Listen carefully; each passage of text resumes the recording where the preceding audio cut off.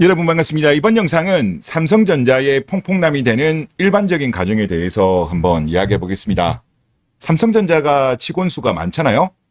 많은 것을 감안해도 비율상으로 본다면 유독 많이 당하는 것 같습니다. 아무래도 공부만 너무 열심히 해서 그런 것이 아닌가 그런 생각이 들고요. 블라인드에 올라왔던 글인데 삼성전자분이 직접 관찰하면서 적은 글입니다. 한번 쭉 보시죠. 주변에 선배 동기들 퐁퐁남 얘기를 들으면 정말 눈물 난다. 주변 얘기를 토대로 좀 정리해봤어. 1. 퐁퐁남 되는 가정. 결혼 후에 와이프가 갑자기 회사 생활이 너무 힘들다며 울고불고 그만두고 싶다 시전. 내가 더 잘할게. 아이 낳는데 집중할게. 내 친구들은 맞벌이하면 불쌍하게 취급한다면서 결국 퇴사함. 이제 외벌이니까 독 막 쓰면 안 된다면서 남편 용돈 30으로 줄여버림. 그러면서 어차피 회사에서 아침, 점심, 저녁을 다 주는데 돈 들어갈 일 없지 않냐는 그럴듯한 이유를 댐. 더 웃긴 건 그 줄인 한 달에 용돈 30만 원조차 쓰는 것도 눈치 보고 써야 하고 회사에서 나오는 복지 포인트 존재 또한 이미 맘카페 사람들에게 얘기를 들어서 3월 되면 포인트 나오는 순간 와이프가 쇼핑으로 포인트를 없애버린다. 전업주부지만 절대 식사를 차리지 않는다. 그 이유는 아침, 점심, 저녁 회사에서 다 주는데 왜 집에서 먹냐고 면박을 준다. 2. 동탄, 영통 전업주부들 하루 일과.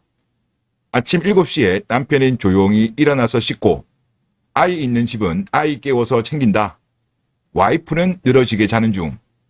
아이 아침은 남편이 회사에서 가져온 테이크아웃인 빵이나 시리얼, 과일 등으로 남편이 차려서 대충 때우고 남편이 애들 차량 픽업하러 나옴.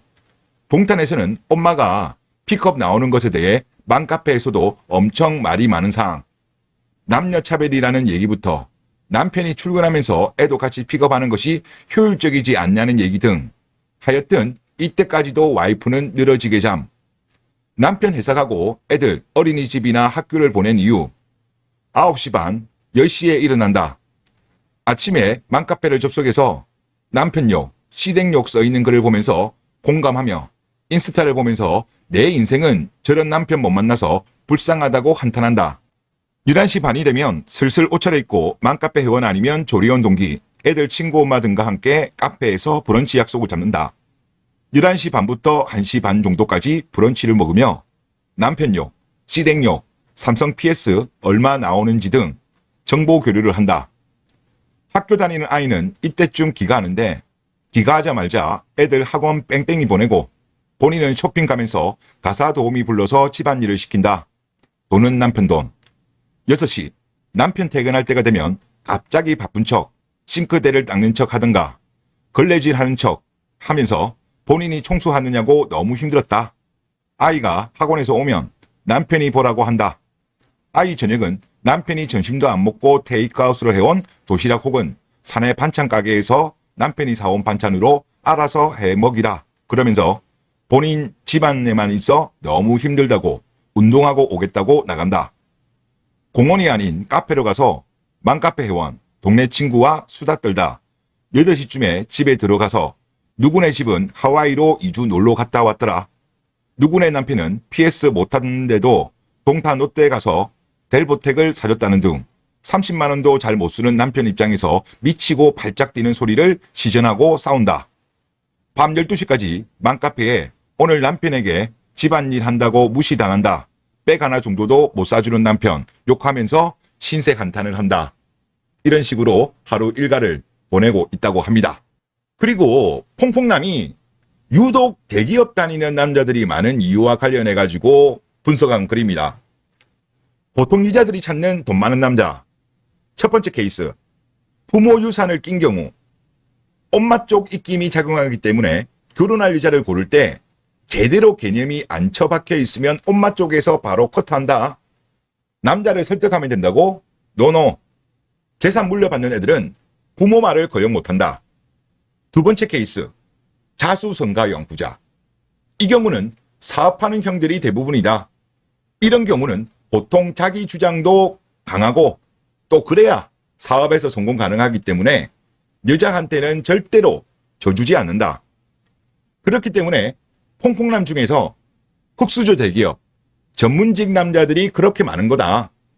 이자들은 돈 많은 남자와 결혼을 하고 싶지만 돈 많은 금수저들은 부모선에서 이미 상도덕 없는 X는 꺼져 하고 태자를 맞고 자수형 부자들은 사업하는 사람들이 대부분이라 애초에 성격도 매우 독단적이고 직원 관리하면서 야생에서 살아남은 짬으로 앵간한 여자한테는 절대 안 당해준다.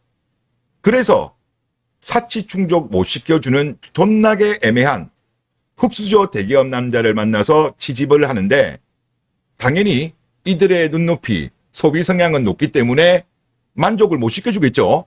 그러니까 맨날 부부싸움이 나는 거다. 이렇게 이제 분석한 글입니다. 잘 분석한 글인 것 같아요. 앞에 삼성전자 케이스도 잘 분석한 글인 것 같고요. 그래서 좀 정리를 하면 어렸을 때부터 연애했었던 케이스면 그나마 낫지만은 근데 그런 케이스가 별로 없더라고요.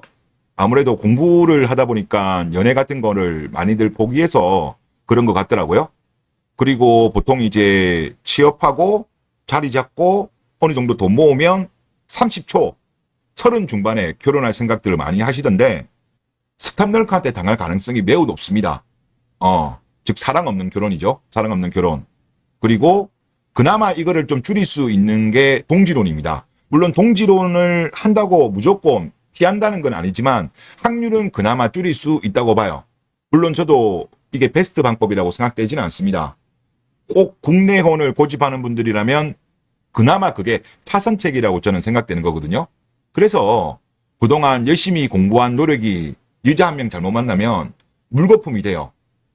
물거품에서 끝나는 것이 아니라 평생 불행하게 삶을 살게 될 가능성도 높기 때문에 저는 이런 경우라면 해외 쪽으로 눈을 돌려라. 해외 쪽으로 눈을 돌리면 어리고 이쁘고 착한 여자 만날 가능성이 높습니다. 30대 초중반도 충분히 가능해요. 우리나라가 나이에 대해서 유독 까다롭게 보는 거지 다른 나라들 같은 경우는 나이 한 10살 정도 차이에 대해서 크게 이상하게 생각하지 않습니다. 대부분의 나라들은. 그래서 하여튼 뭐 가급적이면 이런 대기업 남자분들, 전문직 남자분들일수록 스탑널크한테 당하지 않도록 국제 결혼을 더욱더 권해드리고 싶습니다. 네, 이번 영상 여기서 마치겠습니다. 감사합니다.